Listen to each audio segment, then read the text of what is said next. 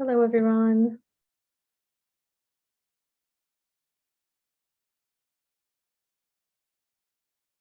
Let me pull up these slides here.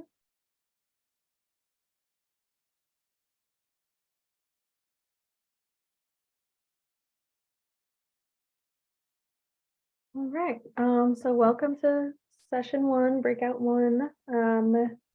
Here we'll be talking about what it means to apply to a city grant. So as we've been doing throughout the day, here you can find some information on how to access closed captioning, as well as our different interpretation services. Please go ahead and put any questions you have in the chat as we go through, and we will address them at the end. And as Maggie said, if we don't get to them, we'll still be compiling them and trying to get your questions answered later if we can't do it today. And it looks like we are recording, so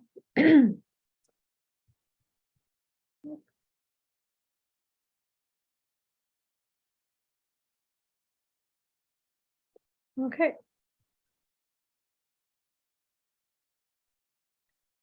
All right, good morning, everybody. So I will be introing this session and there'll be a few of us speaking throughout.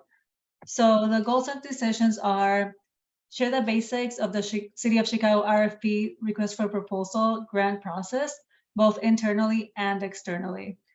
We want to help you understand if your nonprofit is ready to apply for a city grant, and explain key terminology and systems. Even throughout we use acronyms. I think it's very important to just learn what all of those mean. And then the ideal audience for this session is our nonprofits that have never applied for a city RFP or grant before. Next slide, please. So this is the agenda. We'll do a presentation from now until 10:50, and then a panel discussion for about 15 minutes. We will leave time for Q&A, quite a lot of time, so 20 minutes for that, and then wrap up and next steps. Next slide, please. So what is an RFP? RFP stands for Request for Proposal. Those are issued by departments to invite local community organizations to apply to contract with us to provide services for the city. This can be for any department, and they can be for youth employment, small business development, mental health services, anything and everything. And the applicants who get selected are known as delegate agencies. You'll see or hear us say delegate agencies a lot. That is basically what we call anybody we have a contract with that is providing a service for the city. All RFPs are posted online at the Department of Procurement Services website. Next slide, please. Thanks. So who are the key stakeholders in the process? So you, the nonprofit applicant, you should register your organization on iSupplier. You'll also hear iSupplier a lot. That is a system that we use for both the nonprofit submitting the RFP, their RFP response, but also later for vouchering and submitting all your invoices so you get paid. So you should research RFP solicitations and submit the proposals, and then create and submit payments requests via iSupplier. The issuing department. So this will be, in our case, I'm from BACP, so it will be Business Affairs and Consumer Protection. It could be the planning department, health department. So they develop and manage RFPs and programs.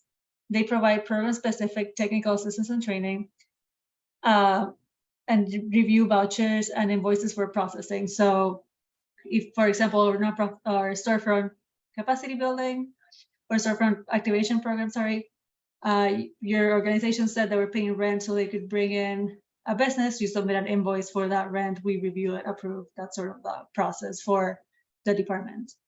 Then there's the Department of Procurement Services, where registered delegate agency, they registered a delegate agency in iSupplier.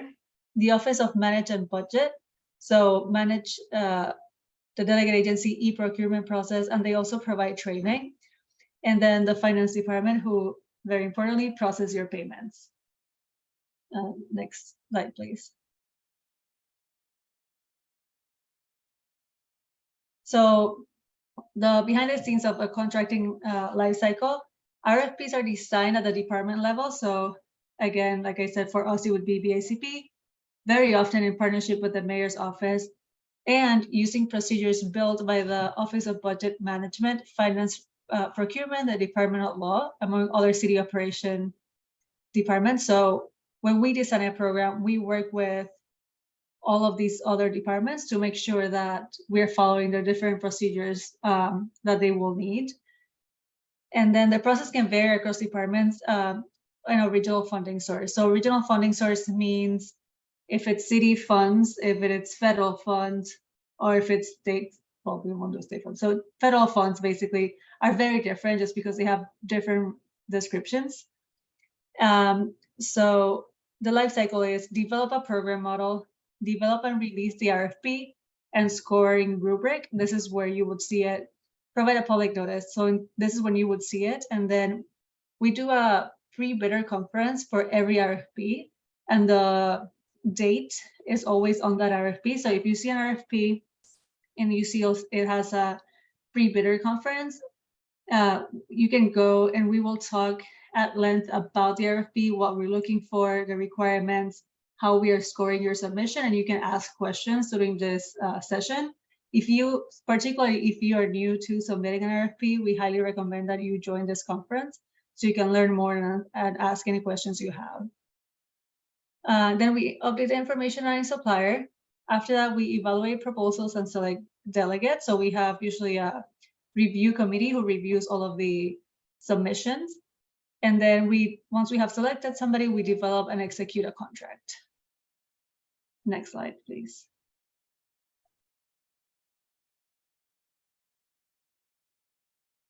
And Maggie is gonna take it from here. Hello, everyone. I am Maggie Hooper. So just some basic questions to answer for yourself and your organization right up front is whether you are eligible to receive grants from the city of Chicago. You have to be an Illinois-based nonprofit and a 501c3 organization. You have to be incorporated for at least a year prior to engaging. And your incorporation has to be located within the city of Chicago. So even if you serve the population you serve is partially in the city of Chicago, if you are incorporated outside of the city of Chicago, we will not be able to contract with you typically through our RFPs. And then you have to primarily serve the residents of the city of Chicago. Depending on the source, so that's a big caveat right there.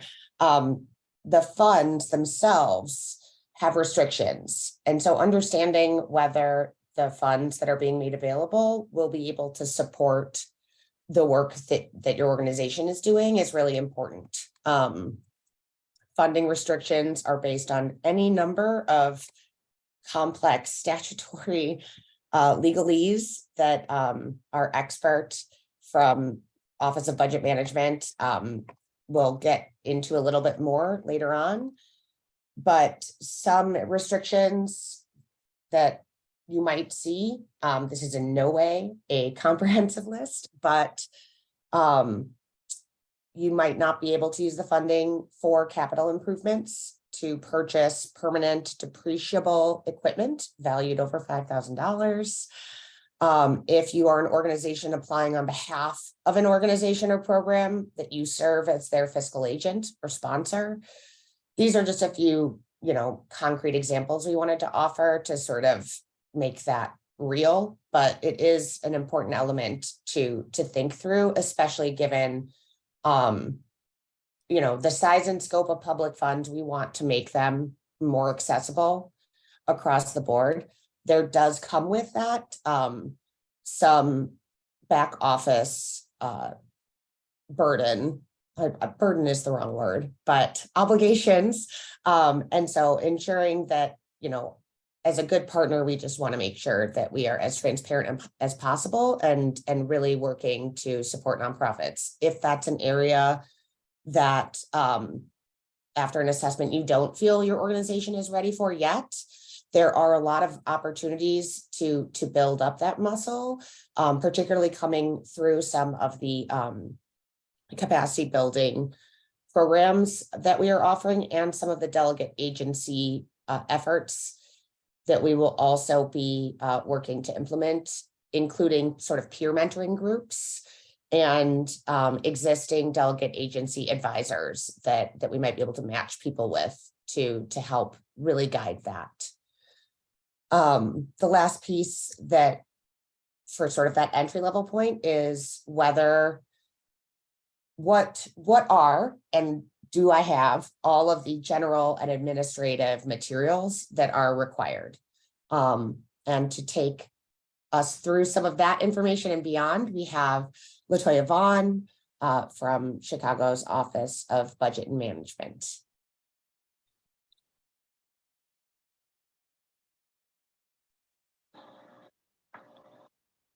Some of the general requirements that agencies will need when they are applying to a City of Chicago grant, you're going to need to make sure that your agency has their articles of incorporation. Depending on the program, you're going to be required to have insurance, and the city is going to be required as a writer. Of course, if it's federal or state funded, and most likely city, we are going to require a SAM or UEI. You are also going to need a state standing of good or good standing letter. We're going to ask for your board of directors. You're going to need to provide your most recent financial statements. And if you are including or requesting personnel or indirect cost or overhead, you're going to have to produce a cost allocation plan if you're requesting indirect costs. Other things that we're going to check for are indebtedness, federal department. We are also going to conduct a risk assessment of your organization. And we're going to review any open findings that you may have, any recent audits. We're also going to ask for a host of information. You'll see a short list here. And then you can go to the next slide.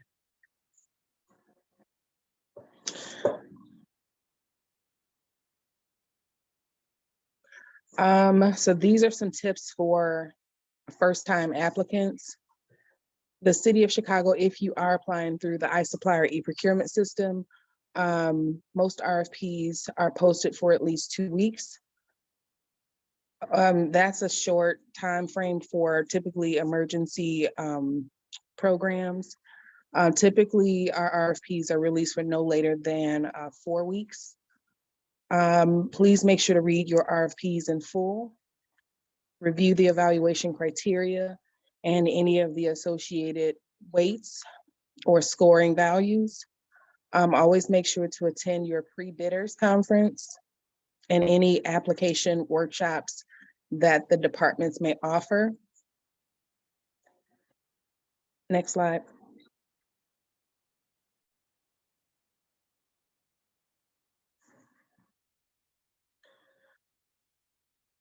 For most RFPs that are released through the e-procurement iSupplier system, will have a required deadline of noon for any given date, but make sure that you pay attention to the noon deadline. Late applications are not accepted. So try to make sure to submit your applications early and set reminders for deadlines. Make sure to check your email accounts for any emails that may come from workflow mailer. So check your spam, check your other account, and make sure that this email is not blocked. If you have any other issues, make sure that you work with your IT contact to help assist. Next slide.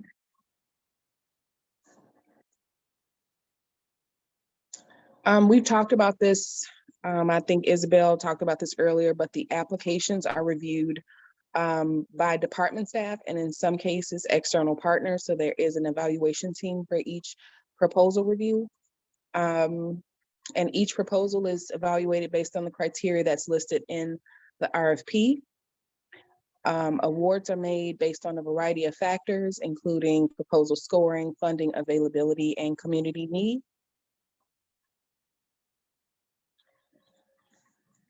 This is just a general contract life cycle for new organizations that are applying to the city, or if you're a new organization applying to other sources to fundraise. Typically, an organization will release an application in which you as a respondent can respond to that application. We typically call that a procurement. Once you apply to that or submit that application for that given proposal, that entity is then going to go into an evaluation process in which they determine if you're going to get a contract. If you get a contract, then you go into the contract execution phase, and that can include a variety of different steps in which additional information will likely be required. Then once that contract is executed, then you're going to move into actually implementing the program. In most cases, your organizations already have these programs that are existing. We are supplementing existing programs. So you'll go into execution of this particular contract program. And that's important to distinguish between the reporting requirements for this contract versus your other funding sources. So as you're implementing your programs, you're going to then move into invoicing and reimbursement. This is where your organization will submit requests for reimbursements to get to recoup funds from program costs. I think that there was some mention of I think it was advanced funding. So that is something that's in the pilot phase right now. So depending on the contract that you have or may negotiate, that is going to be a strong just an asterisk for disclaimer. So I'm mentioning invoicing and reimbursements. Advanced processes are slightly different. So once you receive your payment, then you're going to go into, and as you continue to monitor and execute your program, then you're going to go into the closeout phase. The closeout phase is where you are closing out your program, and you want to make sure that all of your documentation is in order. And that's a host of documents that we are going to require throughout the process. You'll get that during your contract negotiation process with your department, and you'll receive monitoring throughout that contract. So during the closeout, you want to make sure that all of your books are in order, and then you will likely be subject to an audit. All of the City of Chicago's grantees or delegate agencies receive audits. So you want to make sure that you retain the documentation and that your organization is prepared for an audit. And so that's the typical cycle for an agency that's applying to a grant. I mean, a federal grant, a state grant, a city grant, or any pass-through. And it's likely similar for private philanthropic grants. Next slide.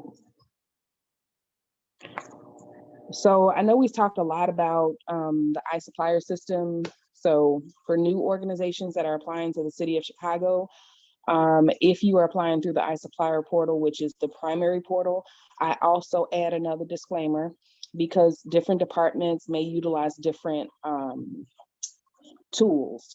So if you are applying for the Department of Cultural Affairs and Special Events grants, you may be directed to a cyber grant system. So I just want to add a disclaimer that we're talking about iSupplier grants only.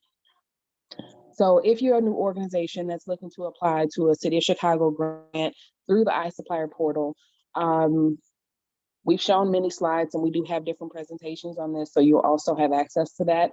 But basically, organizations are directed to maintain their agency information. So we're going to ask you to upload copies of your articles of incorporation, your board of directors.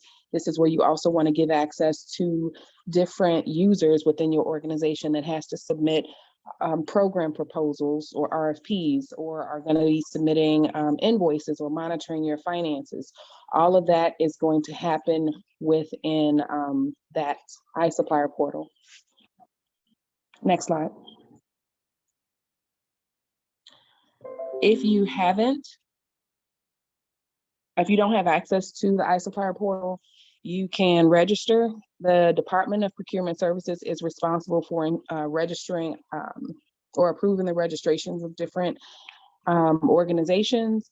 When you are requesting to register, make sure that you have on hand your IRS documents, and you want to make sure that you have your FEIN number, which is your federal employee identification number. The ICE or the Department of Procurement Services will review that information, and if they have any questions, they will reach back out for any additional documentation.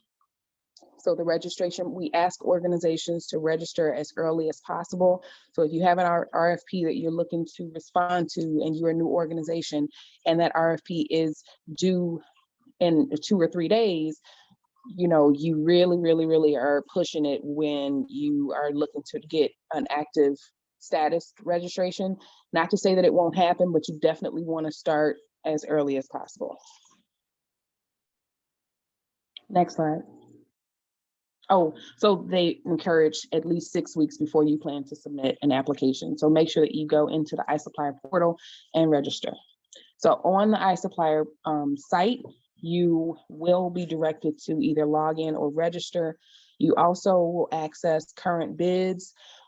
Over to the right, if you, we don't have it highlighted, but you do have access to all of the online training materials to help walk you through the iSupplier system and to submit invoices or RFPs through that system. There are PDFs and videos, so make sure you check that out. And then we also have a sign up for DPS alerts. So anytime that the DPS department is posting things to the e-procurement website, you can sign up for alerts. So I strongly encourage that. The website is cityofchicago.org/e-procurement. Next slide. This is also for new or existing organizations that are looking to register. You don't have a profile within the e-procurement system. Once again, just make sure you have your FEIN number, make sure you have your IRS documents, and make sure that your vendor name matches your articles of incorporation. So the DPS department may also ask to look at that article of incorporation documents and make sure that your vendor name is correct.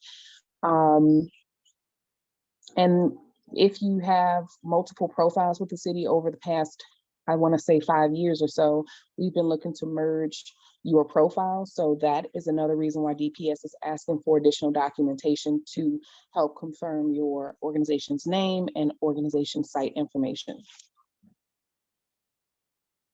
Next slide. If you have any questions, you can always reach out to customer support at cityofchicago.org or call us at 312-744-4357. All of our training materials are at the link provided. The next slide, we also provide additional links for how to search for different contracts. So if you don't know a contract number, or if you want to look at a program that another organization was awarded to help you develop your program budget, your program scope, and to just leverage best practices or, you know, get a jump start, you can always look at existing contracts. All of the City of Chicago's contracts, budgets, and scopes for all organizations are available on the City of Chicago contract site. So that link is there. And then once again, if you want to register your organization or if you want to access the iSupplier portal, we also have a link for that. And then if you want to go directly to all of our funding opportunities that are provided through the iSupplier site, you can select that link. And that is all for me. Thank you.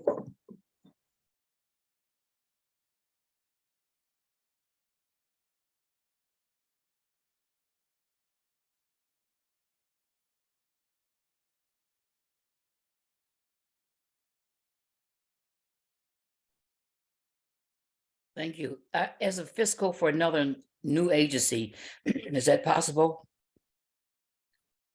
Before it gets its 501c3? Sorry, can you ask from the beginning? I didn't hear the beginning of the question. I apologize. Oh, okay. Good morning. I'm a fiscal for a new and upcoming an agency. I just applied for their 501c3. So I'm a fiscal temporary fiscal agent for them right now, can they apply? Would they apply under their name or under my name as fiscal? I think it would depend on the funding source and issuing department. No, let me no? introduce, sorry. Okay, go Maggie. ahead. The fiscal agent would have to apply, Okay, and you would be responsible for managing that organization's programs and finances, because it would flow through you until they're able to get all of their business documentation in order, and then they can apply directly to the city. and if they get the required documents in before will I have to maintain it for them, or can they get it, say, like 6 months down the line, 3 months down the line? Okay, it came through there, all their paperwork came through. Can it be transferred over? Do I maintain it as fiscal? I know it's a little difficult because I'm concerned. Yeah, that is a more technical question, but you as a fiscal agent would be responsible for maintaining that organization's information. But when they become an established business, it would be their responsibility to make sure that they create a profile, that they have their own FEIN number. Okay, Yes. thank you very much. Mhm. All right, so yeah, if anybody has further questions, please feel free to continue adding those to the chat. Right now on the agenda, we have time for a panel discussion. Isabel, do you have anything planned for that, or should we just go straight into the Q&A?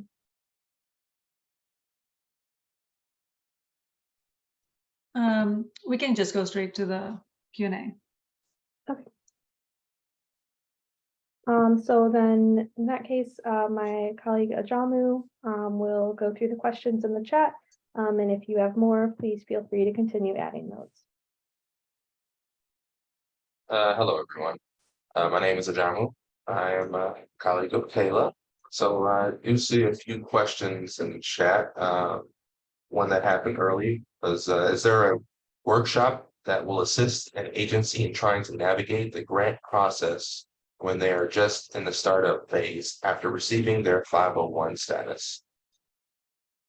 Yes, so not generally, but right now throughout the nonprofit capacity building program, we are providing specifically that. So through the same form that you signed up for the summit, you can sign up for one-on-one assistance on how to apply and manage your city opportunity. Thank you very much, Isabel.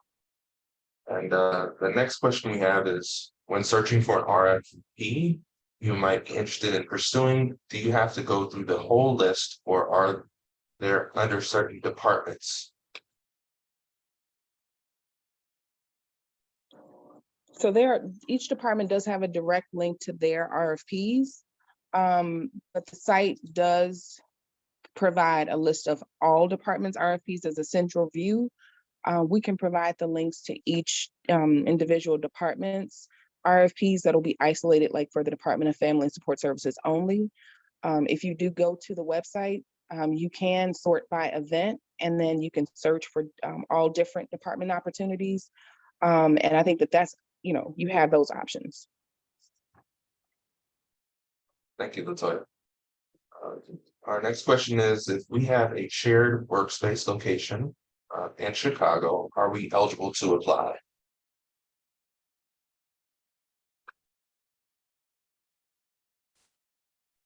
As long as the organization has their documents in order, and if they're able to execute a program in that shape, I have questions about the general program, but the business documents would have to be in order. And of course, there's an evaluation process in which the department is going to ask how you are able to facilitate what the program is, how you're able to execute the program, what deliverables, those types of things are going to be evaluated. So it really depends on the capacity of that organization to, implement the program, but the shared space is not a concern. All right, thank you. Thank you for that. The next one we have is, they're seeing things like the Climate Infrastructure Fund, Neighborhood Opportunity Fund, just procurement, the yoga mats, lead water line replacements, tree stumps. Is there anything else? So I would go, if you go to the next 10, I'm not sure what view you're looking at, but there are, if you sort by event, you'll see like the vendor options, professional service options first, and then it's alpha ordered. So then you'll go over to the next page and look for delegate agencies. So do you see any of those? And then you can sort by open and closed opportunities. So that's a specific question. So. Gotcha. Thank you, Latoya. All right, now, you see one, if you are a full-scale LLC founded in another state, do you have to incorporate and wait 1 year before applying, even if you are now a resident of Chicago? I'm gonna hand that over to Maggie. So are you, the LLC, isn't it? That's not a nonprofit entity, I'm assuming. I don't believe that LLC, I don't know if LLCs can be nonprofit status. I don't know the answer to that question, but I can try to look into it more. Yeah, I was just gonna add, for questions that we don't have the specific answers for, and that is one where it might vary by funding source or department, we will be compiling all the questions, and then for questions we don't have great answers for you right now, we will send them over after with the recording and everything. Thank you very much for that. Now, see someone who's asked, they assist in the city of Chicago, but reside in Harvey. Would they be able to get assistance? Can you repeat that question? Sorry. Yeah, someone said that they're in the city of Chicago, but they reside in Harvey. Can they still get assistance? That will very much depend on what type of assistance or program they're talking about. If their business is in Chicago, they can get assistance for their business, regardless of where they live. But that would be pretty program specific. If whoever asked that question can specify what specific program they're talking about, we can provide a better answer.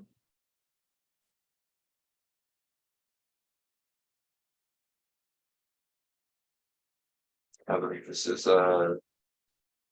Shakia Ross. Yes. So my question is, my business is, the address is located in Harvey, but most of my work that I do to help is in Chicago. So would I still be able to apply for the grants that I'm looking at, or would I have to look somewhere else to help to get grants for Harvey? I don't really understand. I'm new to this.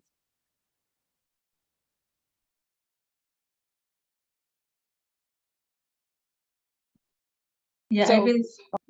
Sorry, go ahead. Sorry. No, sorry. I'm sorry. Can you repeat the question? Because I wanted to just mention that the opportunities that we provide are strictly for City of Chicago residents.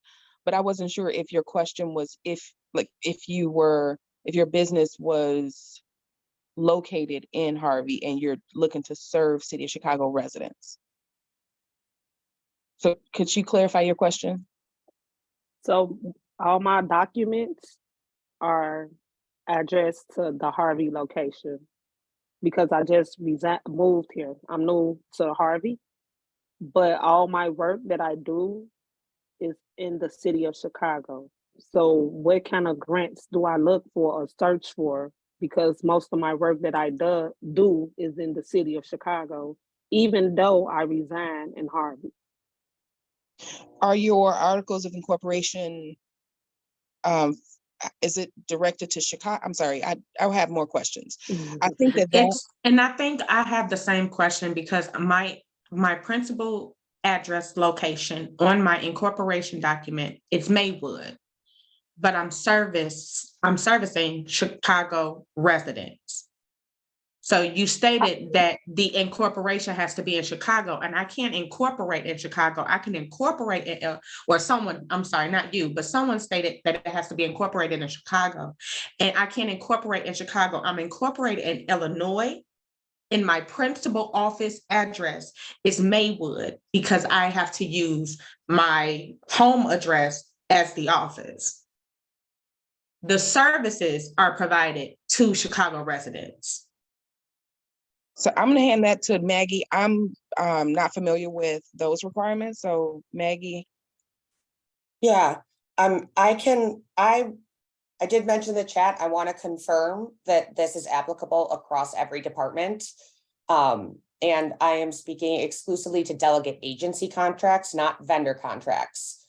But at least at the department level, for example, at the Department of Cultural Affairs and Special Events, you do have to be incorporated at a Chicago address and serving Chicago residents. And just to give a little bit of background on that, that's largely because for a long time, there were sort of big parachute organizations that were located in, well-to-do suburbs that got a lot of what could get public funding to come in and do work.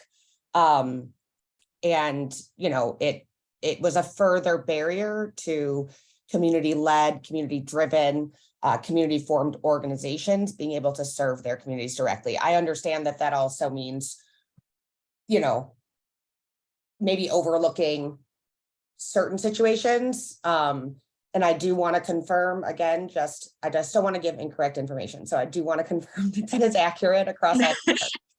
And I think that's fair, and I appreciate that. So I was really just leaving it to your follow-up.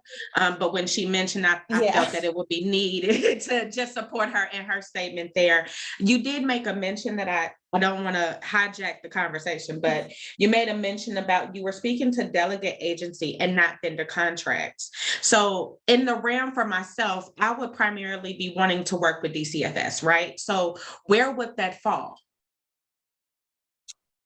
So DFSS does, the reason they're featured here is because they do have one of the largest shares of the delegate agency contracts, and delegate agency contracts this is not a universal rule, but they tend to be the type of contracts that nonprofit entities enter into the city, into a contract with the city, whereas vendor agreements, and maybe actually, Latoya, can you say this part better than I can? Yeah, I got you. Thank you. Yeah, so the city does business with different types of entities. The federal government makes a distinction between what they call subrecipients, we call delegate agencies or grantees, and vendors or professional service organizations or organizations that provide goods or services. Delegates, the federal government's definition of a delegate is an organization that is the primary provider of the service. So we are designating from our organization, we are, how do I describe it? You guys are primarily doing the services. It's not a standard service that you guys will provide to other entities. Like, for example, Office Depot. Office Depot is considered a vendor because they provide a standard service that is available to all entities. Delegates are considered a delegate because the city of Chicago is delegating a specific type of a service to you, and you are going to fully execute the program. You're going to be fully responsible for the deliverables, the outcomes, the program design. You guys are responsible for the reporting, and then we are overseeing you as a delegate or as a grantee. We have a more formal slide on the delegate and vendor process that we provided. I think it was in one of the other breakout sessions, but ultimately it's just delegating responsibility in which you as an organization are providing a human service or a public service to the community versus a vendor who is providing a specific material supply or construction project. Thank you for that. I have a quick question. I don't want to belay the situation, but so say like for me, for instance, I started my nonprofit and all of my paperwork and corporation is with my home. But if I purchase my building in the city, how would that work then? So we'll get clarification, but ultimately you should have your for-profit or non-for-profit should exist in the state of Illinois. To Maggie's point, some departments like PKs have specific restrictions where you have to be within a specific boundary area. Mhm. So in general, your articles of incorporation should be within the state of Illinois. Yes. Okay. And I don't know if you asked about different office locations, but in that case, we talk about headquarter locations versus different sites in which you're providing services, like we're subsidiary sites. So that information is what you will provide to the department if you're applying to the iSupplier portal. We're going to ask for different types of addresses. We're going to ask for your primary address, and you can add any supplemental addresses or bank addresses or information as you need. Okay, perfect. Thank you.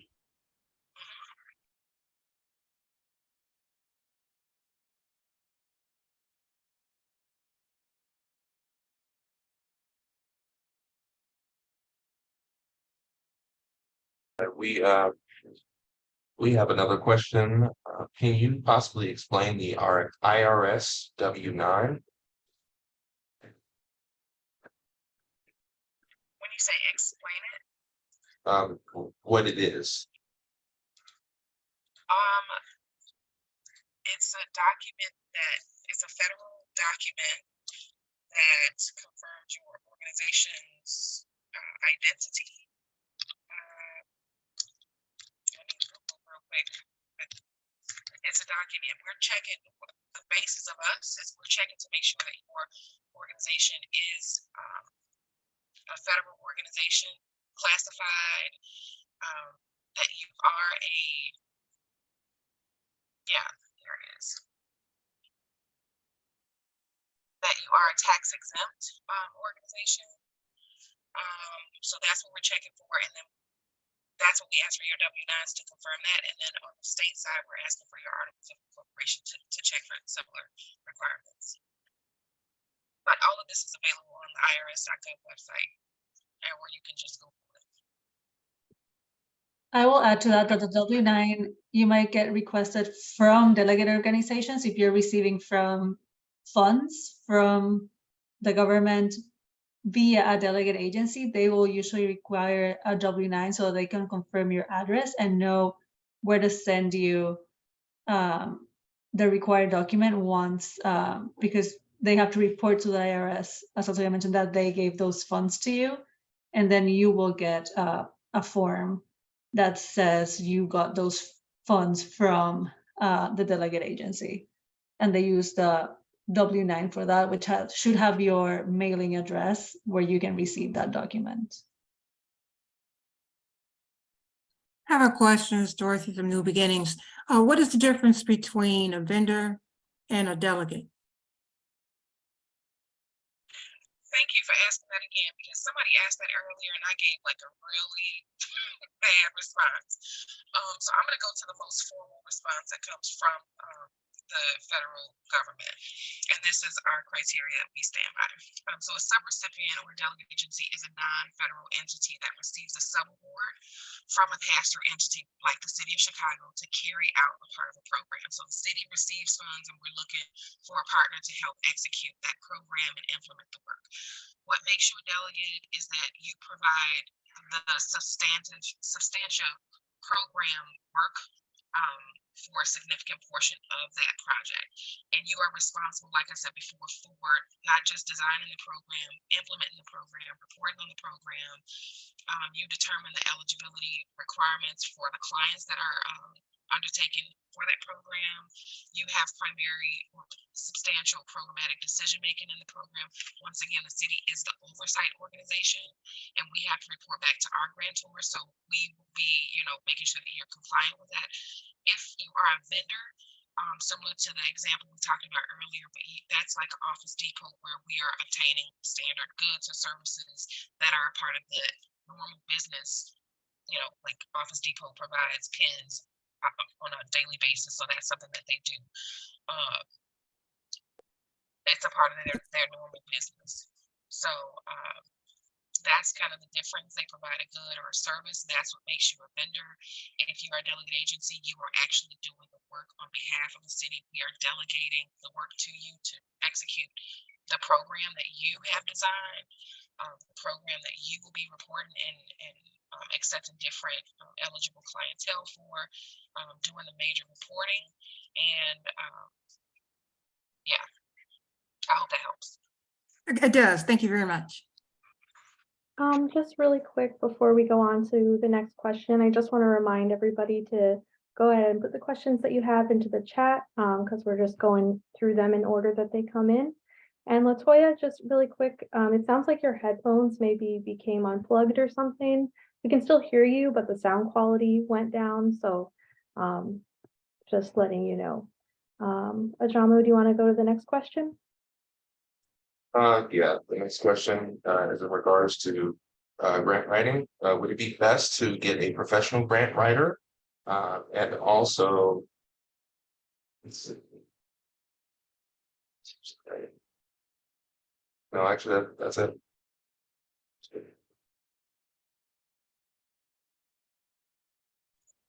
If I could, can you guys hear me? So Maggie or Isabel, feel free to respond. It still sounds a little bit off, but we can hear you if that's the best quality we can get. It'll work. Yeah, sound just sorry. changed. I'm sorry. So if you guys can't hear me, you can. I can hear you now. Yeah, that's good. Oh, Yeah, it's better. Yeah. so this is a personal choice to, so as a, organization, it depends on what type of, persuasive writers you have. It depends on, how you're able to communicate your program. So you want to make sure that that person, whoever is writing, whether it's an in-source or outsource, that person knows your programs and your passion and your mission, and they can express that information as best as possible in writing. And if you have any source documents that you could, like tables or, videos that you want to produce to support your proposal, so it really is a personal decision. It can also be collaborative. You can work and develop your information and have somebody put it in better format for you. But I will lean on Isabel or Maggie for any additional suggestions. Yeah, I mean, I think, oh, sorry, Isabel, did you want to go first? No, I was just gonna amplify what Latoya said. It is definitely a personal choice, and it will depend on what grant writer you need. I think since we are in the stage 1 group, I would say you probably are not at the point where you want to hire a grant writer or a full-time grant writer. My recommendation based on the RFPs I have reviewed is take the time. And I know Latoya mentioned this of applying with enough time to get it in, but also take the time to really read what is being asked and answer the questions as specifically as you can, so that what you're saying you will do matches what is being asked of your organization. I think that's really important. You might have the most beautiful language and explain your purpose really well, but your response is not what the city is looking for in that program. And I don't know that would require a grant writer. It just requires us kind of spending the time on submitting a full proposal. But I will let Maggie take it. Yeah, I would, just a couple of things to add to that. Yes, to everything that has already been said. I have seen some snafus with outside grant writers in terms of the commitments that they make on your behalf on reporting, tracking, compliance metrics. So if there's not a level of engagement where you're certain that they're not going to promise something you don't have the internal ability to track. That's a big one that I've seen a couple times. I would say that government grant writing and institutional or individual grant writing are two very different professions. Most of us who have worked in them do both after a certain amount of time, but are better at one or the other, almost always. And we can tell you exactly which one that is as well. And then the last piece to that, if you are considering, I would look at the Association of Fundraising Professionals, has some great professional practices. A fundraiser should not charge you for a percentage of total funds granted. Things like that that are not really considered acting with integrity in that profession. And I think I would just, if it's your first time around, it's a great resource to understand how to navigate that space if it's new to you. I don't know if that helps. That was a lot more than anyone asked for, but. I have a quick question. The question is, would the nonprofit section of BACP be able to provide assistance with grant writing, at least some of the steps?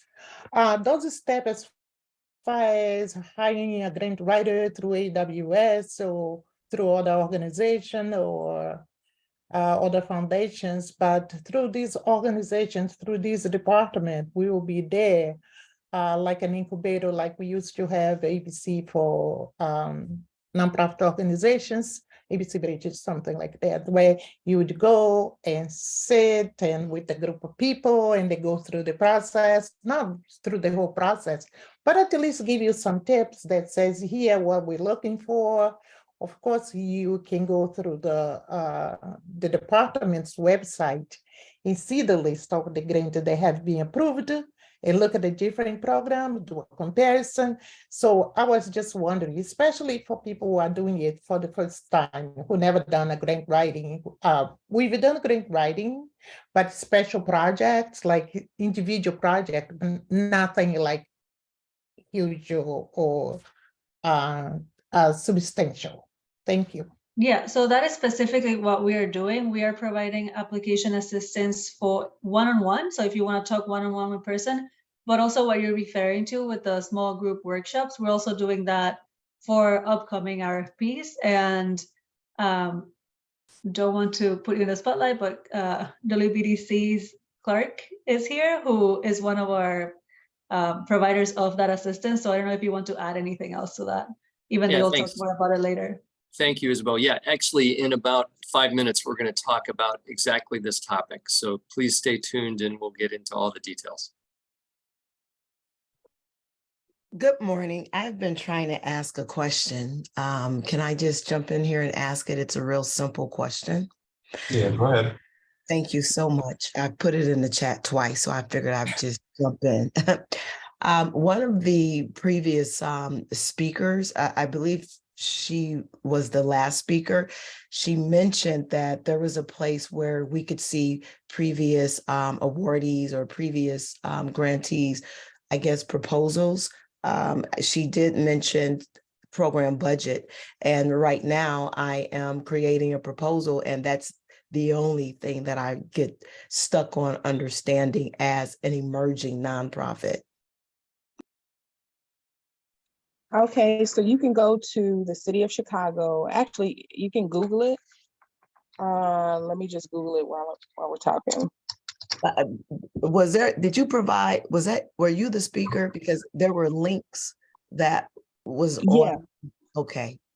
Yeah, so we have the links. I think they might have put them in the chat, but if you have access right now to your computer, we can just walk through it. I do. Okay, cool. So,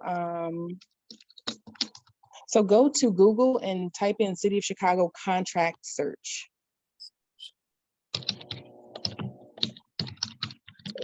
Okay. Okay. So do you see where it says vendor contract and payment search? Yes, city home. Yes. Okay, click there. Okay. And then on that first screen, it says vendor name. To build your practice Vendor with the new name. affirmation. So this is where, if you have a competing organization or partnering organization, or, you know, if you just want to look up organizations to see like, oh, this, you know, this organization provides this service, let me see what they do. So you can type in their vendor name and search for them.